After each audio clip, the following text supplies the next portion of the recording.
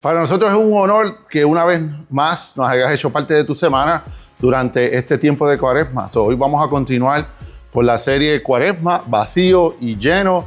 Ya esta es la cuarta semana que estamos trabajando dentro de esta serie. Nos estamos acercando al Domingo de Resurrección, así que estamos contentos de que nos hayas hecho parte de tu semana. Y te recordamos que estamos aquí todos los domingos a las 11:30 de la mañana en español, a las 10 de la mañana en inglés. Y nos encantaría tenerte con nosotros. Si tú has estado viendo nuestros mensajes, nos gustaría poder conocerte, que fueras parte de nuestra comunidad, que pudiéramos conectar contigo. Y hoy comenzamos con una pregunta, como lo hemos hecho a través de las últimas semanas. Y la pregunta para nosotros esta semana es: ¿qué canción te transporta inmediatamente a un momento especial en tu vida? ¿Cuál canción tú piensas que una vez tú escuchas esa canción, inmediatamente tú te acuerdas de un momento especial, de una relación, de unos amigos, de un lugar? Piensa acerca de la contestación de esta pregunta y regresamos inmediatamente con la cuarta semana de esta serie Cuaresma, vacío y lleno.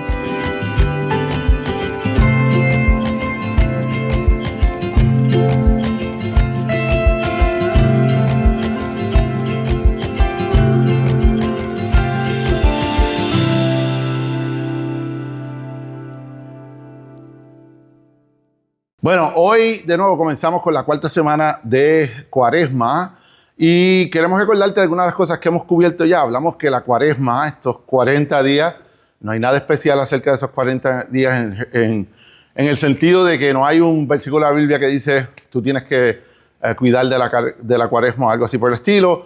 El número 40 viene más de varios momentos a través de la historia de la Biblia o de la narrativa de la Biblia, donde vemos el número 40 siendo un número de transformación y un número de crecimiento espiritual. Hace unos años atrás, líderes de la iglesia, en el momento de cientos de años atrás, decidieron, ¿sabes qué? Vamos a observar esos 40 días antes del Domingo de Resurrección en preparación. Y de ahí nace el miércoles de ceniza, con una intención de poder comenzar ese proceso y esos 40 días que nos llevan al Domingo de Resurrección. Ahora, los 40 días es una invitación a discipulado, no es una regla que tienes que seguir, sino que la Cuaresma es una invitación a hacer un inventario de nuestra vida espiritual, de dónde tú estás en tu vida espiritual, cómo tú estás creciendo, dónde están las partes sucias que hay que limpiar, casi como una limpieza de primavera que tú haces en tu casa. Y todos debemos de hacerlo, ¿verdad? ¿Por qué? Porque todos tenemos un problema con el pecado. Todos hemos tenido ese problema con el pecado. Al nosotros tener un problema con el pecado, pues es beneficioso para nosotros sacar un momento en el año donde vamos a estar enfocándonos específicamente en esta realidad. Y recordamos en ese proceso, como hablamos hace unas semanas atrás, que la vergüenza nunca es el destino deseado o el deseado destino de parte de Dios para ti. El lamento sí lo es, ¿verdad? Yo puedo lamentar cómo mi pecado ha afectado a otras personas, pero el lamento me lleva al arrepentimiento, pero la vergüenza me lleva fuera de Dios o lejos de Dios. Por lo tanto, la vergüenza nunca es el destino final que Dios tiene para contigo. Y la semana pasada hablamos acerca de la tendencia que muchos de nosotros tenemos en controlar externamente las cosas pequeñas, porque es más fácil que crecer internamente en las cosas mayores. La tendencia que nosotros muchos tenemos es hacer de lo pequeño grande, porque lo podemos controlar, como hacían los fariseos, y discutimos la semana pasada, y hacer de lo grande pequeño, ¿por qué? Porque es mucho más difícil nosotros lidiar con cosas abstractas dentro de nuestra vida. Yo puedo medir exactamente, bueno, fui a la iglesia, hice este comportamiento en específico, que amar, que justicia, ¿verdad? Que realmente crecer en nuestra bondad, ¿verdad? Esos son conceptos abstractos, por lo tanto, es mucho más difícil nosotros entrar con el Espíritu Santo que trabaja en esa área. Muchas veces la tendencia que nosotros tenemos es enfocarnos en lo pequeño. Y la Cuaresma puede hacer eso, que en vez de hacer un inventario que me lleva a mí a ver a valores grandes dentro de mi vida, me enfoco solamente en lo pequeño. Hoy día, de nuevo, vamos a estar pivoteando un poco y vamos a hablar acerca de lo que significa recordar o en memoria de Dios o recordar, y vamos a ver el rol importante que tiene dentro del contexto de la Cuaresma y dentro de nuestra vida espiritual. Como hablamos, hay algunas canciones que inmediatamente, tan pronto tú lo escuchas, tú estás como que, wow, te lleva a un momento en tu vida, a un sentimiento en tu vida, a una realidad en tu vida la cual tú tuviste en un momento dado. Bueno, para mí, una de esas canciones, ¿verdad? Yo puedo listar un sinnúmero de canciones que hacen eso para mí, pero específicamente yo recuerdo cuando la canción La Recta Final de Bicosí salió en el 1990, ¿verdad? En el 1990 yo apenas estoy saliendo de escuela intermedia a entrar a la escuela superior y es un momento especial para mí en mi vida en específico, y yo recuerdo escucharla en la radio y recuerdo ir a comprar un cassette de La Recta Final, ¿verdad? Y recuerdo la canción, ¿verdad? Abro los ojos, me levanto, leo el boxero y el % de la paz es 0, y ahí lo voy a dejar, ¿verdad? Porque no sé mucho, pero anyway, recuerdo esa canción completa, recuerdo escucharla, recuerdo cómo muchos de mis amigos estaban locos con la canción, y recuerdo que esa es una de las primeras veces en donde yo recuerdo ser parte de algo como más grande y una perspectiva más grande de lo que yo era en realidad. Recuerdo hace unos meses atrás vi a Bicosí, no en persona, pero lo vi en video, cantando en las fiestas de la calle San Sebastián en Puerto Rico, y así es que se ve Bicosí hoy. Y yo no puedo entender cómo él se ve tan bien y yo me veo tan mal, ¿verdad? ¿Cómo eso es posible? Pero inevitablemente el escuchar esas canciones, ¿verdad? Hace unos años atrás lo pude ver aquí específicamente aquí en Kissimmee, en el Heritage Park, y escuchar esas canciones, verlas en vivo, poder disfrutarlas en vivo, es algo que inmediatamente te lleva a un momento de tu historia y te conecta emocionalmente con esa realidad. ¿Por qué? Porque aunque eso fuera un evento, una canción, una emoción, una realidad en el pasado, el recordar es una acción la cual nosotros hacemos en el presente. El hecho de recordar, la actividad de recordar, es un evento que nosotros estamos entrando, participando en el presente. Inclusive yo recuerdo trabajar en una unidad psiquiátrica con ancianos y sentarme con ellos y muchas veces hablar por horas largas acerca de cosas que pasaron en el pasado, pero al hablar de esas cosas tú puedes ver cómo ellos se llenaban de emoción, ellos se conectaban con esa realidad. Lo mismo me pasa a mí, me imagino que yo también voy a disfrutar, recordar mucho una vez siga este camino hacia mi vejez, pero independientemente, aún si no somos ancianos, ¿verdad? Es recordar, el sentarnos con amigos, el hablar. ¿Tú te acuerdas de, verdad? No es solamente algo que estamos recordando del pasado, pero algo que estamos compartiendo en el momento en el cual estamos compartiendo esa realidad. Y si la cuaresma en realidad es un inventario de nuestra vida espiritual, eso implica que la cuaresma es darle al botón de rewind, darle para atrás al cassette, pero específicamente cuando se habla de nuestra vida, es el poder explorar el pasado de nuestras vidas, recordar los momentos donde tomamos la decisión equivocada. Yo diría específicamente en este año, pero quizás en momentos recientes dentro de nuestra vida, recordar cuando estuvimos perdidos en la oscuridad, recordar cuando estábamos tan perdidos que ni tan siquiera nos dábamos de cuenta que estábamos perdidos, recordar ese sentimiento que muchas veces nosotros tenemos en frente a nuestros errores en nuestra vida espiritual, donde no hay forma, donde ese pensamiento de que no hay forma que yo pueda arreglar esto con mi propia fuerza, viene ese sentido de desesperación que viene dentro de nosotros. Es algo que tiene que ser parte del proceso, no para vergüenza, ¿verdad? Porque la vergüenza nunca es el destino final que Dios tiene para ti, pero porque en nuestro sentido y entendimiento de donde nosotros estábamos, o donde en el pasado reciente, quizás en años pasados, cuando no tenemos esa perspectiva de dónde Dios nos sacó y nos olvidamos de dónde Dios nos sacó, perdemos un componente sumamente importante de nuestro crecimiento espiritual. ¿Por qué? Porque la gratitud nace en el punto de recuerdo. ¿Verdad? Mi gratitud nace en el lugar donde yo recuerdo específicamente lo que Dios ha hecho por ti. Cuando adoramos a Dios, recordamos la increíble gracia que Dios nos dio a nosotros, a que fue un regalo para nosotros y que no fue algo que nosotros nos ganamos, sino que algo que nos dio. La cuaresma hace que nosotros viremos nuestros deseos para el que nos salva, para el que nos recuerda de nuestras necesidades, del héroe que viene a salvarnos a nosotros en Cristo Jesús. Que no podíamos salir de nuestra situación, pero sin embargo, Cristo vino a rescatarnos a nosotros. ¿Verdad? La cuaresma es un momento intencional de recordar ese camino que hemos tomado, porque el olvidar esa realidad es perder perspectiva de donde nosotros hemos venido. Parte inneto en lo que significa la cuaresma es este proceso de recordar. Y esto es precisamente el punto que el autor del libro de Hebreos, en el capítulo 10, está tratando de explicarle a aquellos que están escuchando, y vamos a hacer de esa nuestro enfoque bíblico en el día de hoy.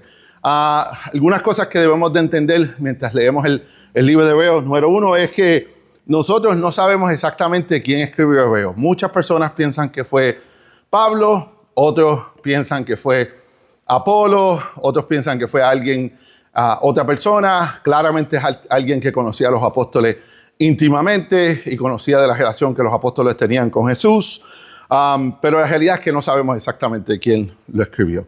Lo que sí sabemos es que la audiencia a la cual el autor le está escribiendo tiene un entendimiento profundo y claro de las historias del Viejo Testamento. De Abraham, de Jacob, de Israel, de Moisés, del tiempo en Egipto, del salir de Egipto. Esto es algo que el autor asume que esa audiencia conoce de esta realidad. Y en realidad es por eso que el libro se llama Hebreos, ¿verdad? En ningún momento el autor dice, este es el libro de Hebreos, ¿verdad? Sí, pero ni tan siquiera este es el libro a los hebreos. Pero dado el caso de que el autor está asumiendo de que ellos conocen esa realidad, pues de ahí nace el nombre de llamarle a esta epístola específicamente la epístola de Hebreos. Y el autor está pidiéndole, ¿verdad? Está clamándole, está haciendo su caso a aquellos que están leyendo la carta, de que no viren sus espaldas a Jesús, sino que, y en hacer eso, está invitándonos a confiar en Jesús, y está invitándonos a confiar en Jesús específicamente como al presentar a Jesús como una solución superior a cualquier otra posible alternativa que ellos puedan experimentar. Y parte importante de este proceso es porque los que están recibiendo la carta de los hebreos están sufriendo persecución, algunos se han ido de la fe. Él está clamando específicamente y tratando de hacer su caso como autor en que no se aparten de la fe en este momento, sino que se mantengan fuertes en la fe. Y el capítulo 10 específicamente va a presentar a Jesús como superior específicamente al sistema de sacrificios del Viejo Testamento y al sistema del pacto del antiguo que había en el Viejo Testamento. Con eso en mente, ¿verdad? Vamos a leer Hebreos capítulo 10, versículo 1, y vamos a comenzar a leer, vamos a estar leyendo hasta el 12, pero te invito a que leas conmigo en este momento. Dice así: la ley es solo una sombra de los bienes venideros, no la presencia misma de estas realidades. Y yo creo que este es un punto sumamente importante, se lo voy a leer nuevamente. La ley no es solo una sombra de los bienes venideros, no la presencia misma de estas realidades. Pero eso nunca puede perfeccionar a los que se acercan para adorar mediante los mismos sacrificios que se ofrecen sin cesar año tras año. De otra manera, no habría dejado ya de hacer los sacrificios, pues los rinden culto purificado de una vez por todas. Ya no se habrían sentido culpables del pecado, pero estos sacrificios son un recordatorio anual de los pecados, ya que es imposible que la sangre de los toros, de los machos cabríos, quite los pecados. Estos versos son sumamente claros, ¿verdad? Es bien evidente exactamente lo que el autor está tratando de decir, pero para poderlo quizás comentar en ello y hacerlo un poquito más claro, ¿verdad? Él está diciendo, bueno, el sistema de sacrificio no resuelve el problema. Y parte por la cual nosotros sabemos específicamente que no resuelve el problema, porque las personas muchas veces tenían que traer sacrificio diariamente, tenían que traerlo anualmente en los festivales. Por lo tanto, en efectividad, lo que realmente este sistema de sacrificio estaba haciendo era recordando a la gente su pecado, pero sin resolverlo, sin tener el poder de poder resolverlo de una vez por todas. Tenía un rol en que nos recordaba de nuestro pecado, pero de nuevo no nos llevaba a la conclusión, la cual completa el plan de Dios. Habla de la limitación, ¿verdad? Y parte obviamente del punto aquí es, tú quieres volver a simplemente recordar tu pecado sin tener una solución, ¿verdad? Está presentando a Jesús en contra de esta idea. Para que tengan una idea, lo que él está tratando de decir es, imagínate que hay un fuego en tu casa y tú llamas a los bomberos. Y los bomberos vienen, ¿verdad? Con la guagua, llegaron y se bajan, pero tú notas de que no sacan manguera, y tú notas de que no rompen la puerta para entrar, y tú notas que no, sino que se paran en el otro lado de la puerta, en el otro lado de la calle, y te llaman y te dicen, mira, sí, está quemándose, ¿verdad? Lo podemos ver que se está quemando. Es más, te voy a decir, mira, nosotros estimamos de que la casa ahora mismo está en unos 475 grados, lo que significa que la fundación en la parte derecha de la casa va a caer en 3, 2, 1, 0. Ahí te lo dije, ¿verdad? El punto es, ¿verdad? Tú llamas a los bomberos no para que te expliquen que la casa está en fuego, porque eso tú lo sabes.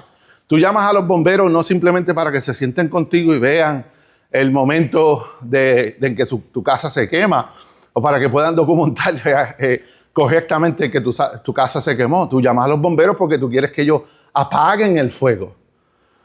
Parte de lo que está diciendo el autor de Hebreos aquí, mira, ese sistema de sacrificio tenía un rol, pero en fin y al cabo, simplemente está reconociendo que hay un fuego, pero no está trayendo una solución completa, ¿verdad? No le está echando agua al fuego, sino que está manteniendo esta realidad que continúe perpetuamente. Y ahora va a poner en contraste cómo Jesús exactamente está haciendo esto. Verso 5 continúa y dice así.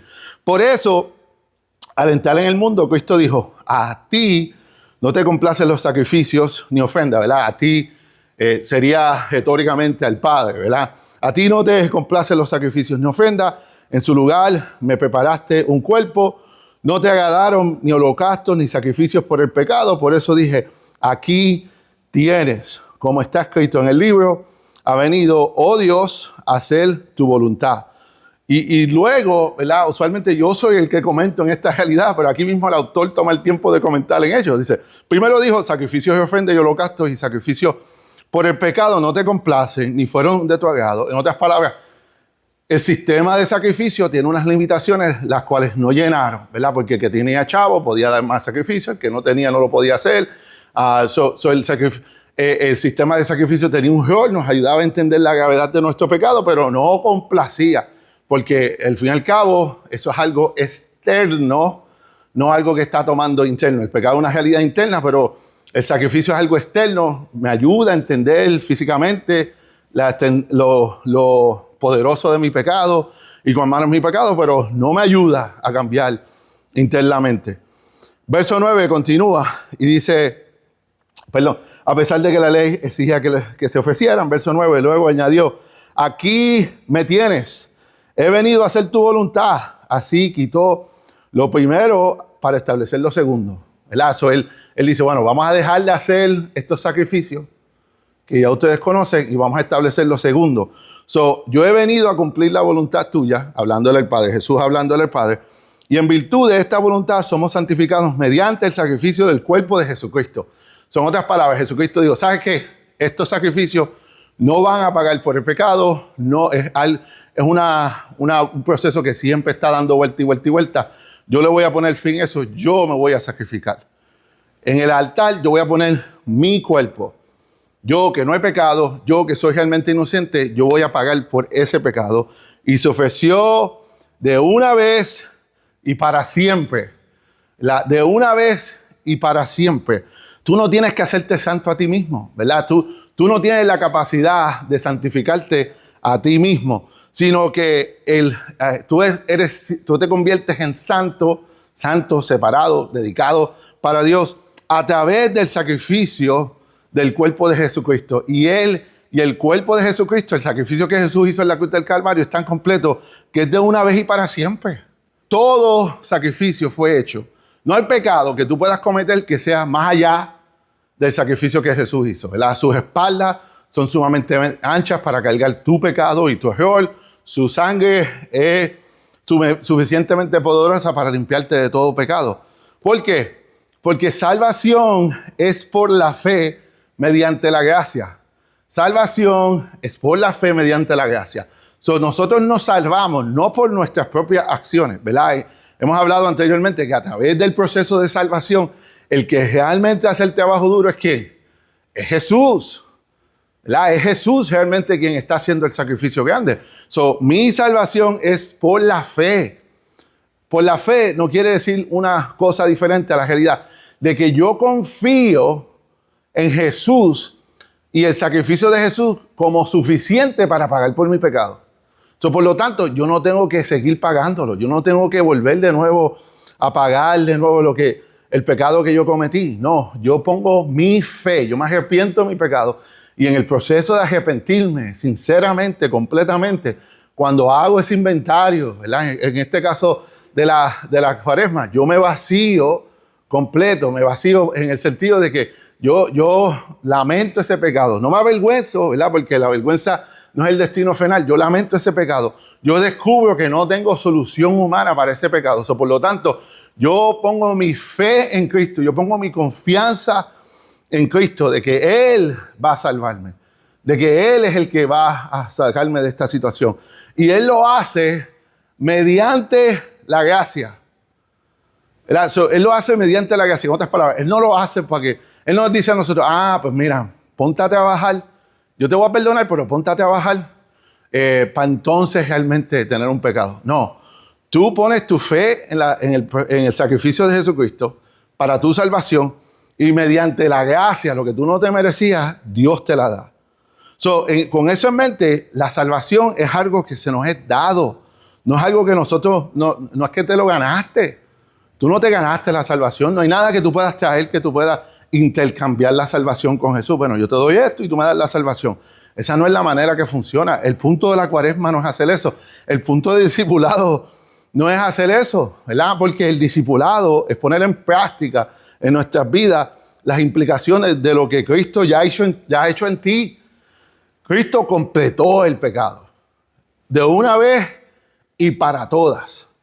Por lo tanto, mi rol como cristiano es poner en práctica las implicaciones de lo que ya Cristo hizo. De trabajar las repercusiones del sacrificio que Cristo hizo en mi vida. Ese es mi proceso con el Espíritu Santo. Dentro de la Iglesia Metodista, nosotros hablamos de la gracia, una sola gracia. No es que hay un montón de gracias, no, una sola gracia. Pero esa gracia es previniente en el sentido de que antes de que yo supiera que estaba perdido, antes de que yo entendiera mi pecado, la gracia de Cristo vino a donde mí. Es más, yo me doy de cuenta que estoy perdido. Yo me doy de cuenta de mi pecado. Al nivel que yo me doy de cuenta de mi pecado es por la gracia de Cristo. Porque yo solo no me iba a dar ni de cuenta que estaba perdido. Porque cuando yo estaba perdido en el pecado, yo ni sabía que estaba perdido.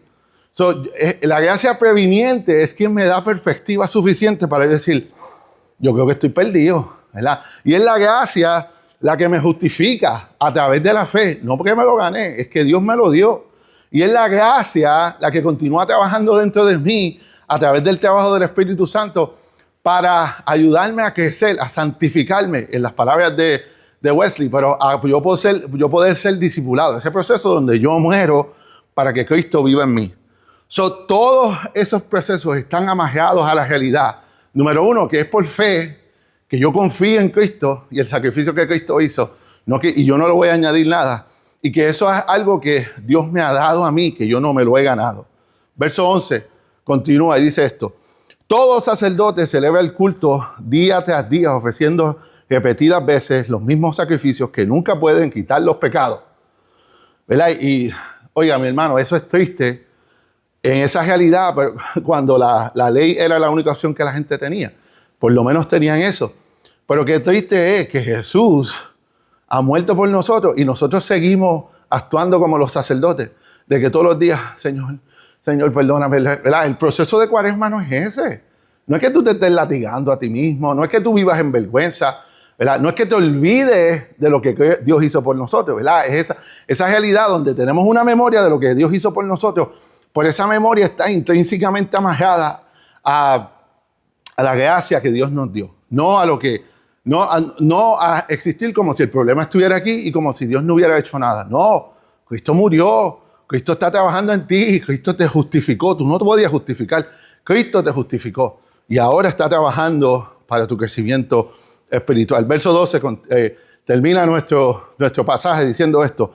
Pero este sacerdote, ¿verdad? Este sacerdote siendo Jesús, después de ofrecer por los pecados un solo sacrificio. Porque era suficiente, porque era todo lo que necesitaba, de una vez para todas. Un solo sacrificio para siempre. Se sentó a la derecha de Dios. En otras palabras, mi hermano, Cristo hizo su sacrificio, murió en la cruz del Calvario por ti y por mí, resucitó al tercer día y después cogió el micrófono y lo soltó. Se acabó lo que se daba. No hay nada más que se pueda añadir a tu salvación, no hay nada más que se pueda quitar a tu salvación, en el sentido de que ya Dios lo ha hecho todo y se sentó. Nosotros recordamos lo que Cristo hizo por nosotros, porque el olvidar no es una opción, ¿verdad? De ese proceso de recordar, la gratitud nace en el punto del recuerdo. Nuestra adoración nace en el punto del recuerdo, ¿verdad? Porque la adoración es la respuesta natural a la gracia de Dios. Y cuando hablamos de la adoración, no es solamente cantar, aunque sí lo es, pero es que mi vida, mi caminar, lo más profundo de mí en gratitud, en este proceso, incluyendo el proceso de Cuaresma, que mientras yo recuerdo lo que Dios ha hecho por mí y de lo que me salvó de una vez para todas, no es que yo viva en la culpabilidad, pero yo vivo en la salvación la cual Cristo me da, y yo estoy trabajando las implicaciones de lo que Cristo ha hecho. Parte natural de ese proceso es que la adoración es la respuesta natural a la gracia de Dios que hay dentro de mí. Hoy terminamos con una pregunta, como siempre lo hacemos, y la pregunta es esta: ¿en qué áreas de tu vida sueles olvidar lo que Cristo hizo por ti? ¿Verdad? Y de nuevo, parte de la Cuaresma es limpiar detrás del sofá, ver dónde estamos cayéndonos, qué no estamos haciendo bien, de confrontarnos a nosotros mismos. Pero en ese proceso, ¿cuántas veces se nos olvida lo que Cristo hizo por nosotros? En ese proceso, ¿cuántas veces nos enfocamos tanto en el pecado que hemos cometido que se nos olvida el sacrificio que Dios hizo por nosotros? Ora conmigo en esta hora. Señor Jesús, trabaja en nuestras vidas, ayúdanos a recordar, a mantener una memoria de ti, de tu sacrificio por nosotros, de la gracia que nos diste, a poder crecer espiritualmente. Señor, ayúdanos a ser más como tú. En el nombre de Jesús te pedimos esto. Amén y amén.